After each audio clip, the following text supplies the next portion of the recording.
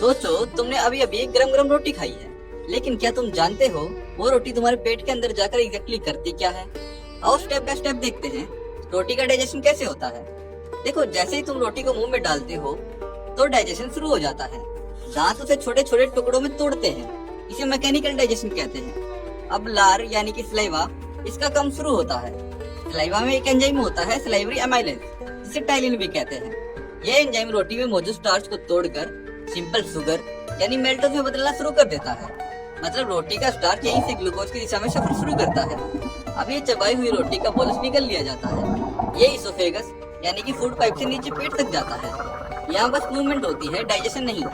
इस मूवमेंट को कहते हैं पेरिस्टाल्सिस मूवमेंट, जो खाना नीचे पुश करती है। अब रोटी पहुंचती है पेट में। यहाँ पर मिलता है गैस्ट्रिक जूस, जिसमें होता है HCl यानी कि हाइड्रोक्लोरिक एसिड, और साथ में होता है पेप्सिन एंजाइम। यहाँ एसिड होता है, इसलिए सलाइवरी अमाइलेज काम करना बंद कर देती है। अब पेट का पेप्सिन रोटी में मौजूद प्रोटीन यानी ग्लूटेन को छोटे छोटे पेप्टाइड चेन्स में तोड़ता है और पेट इसे एक सेमी लिक्विड में बदल देता है। इसे कहते हैं काइम, यानी कि जो ये आपको पेस्ट जैसा दिखाई दे रहा है यही होता है काइम। अब ये काइम धीरे धीरे छोटी आंत में भेज दिया जाता है। अब छोटी आंत में होता है रोटी का असली डाइजेशन। यहाँ पैनक्रियास से आता है पैनक्रियाटिक जूस, जिसमें एंजाइम होता है पैनक्रियाटिक अमाइलेज। ये बचा हुआ स्टार्च को पूरी तरह तोड़ देता है। छोटी आंत की दीवार पर लगे एंजाइम्स माल्टेज, सुक्रेज और लैक्टेज इन कॉम्प्लेक्स शुगर्स को सिंपल ग्लूकोज में बदल देते हैं। रोटी का प्रोटीन भी यहाँ पेप्टिडेज एंजाइम से टूटकर अमीनो एसिड बन जाता है।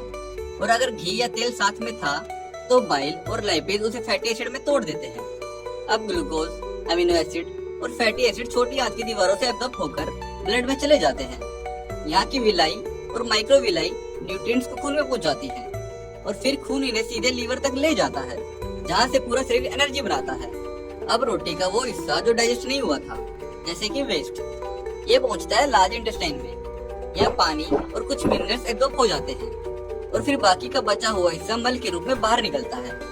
यानी कि जो रोटी तुमने खाई थी उसका स्टार्च एनर्जी में बदल गया, प्रोटीन बॉडी रिपेयर में, फैट एनर्जी स्टोरेज में, और फाइबर ने डाइजेशन को स्मूथ किया। तो अगली बार जब तुम रोटी खाओगे तो याद रखना, तुम्हारा शरीर उसे एनर्जी में बदलने के लिए घंटों मेहनत करता है। रोटी सिर्फ खाना नहीं है, ये तुम्हारी बॉडी की फ्यूल सिस्टम का हिस्सा है। तो अब आपको पता चल गया है कि रोटी का डाइजेशन कैसे होता है।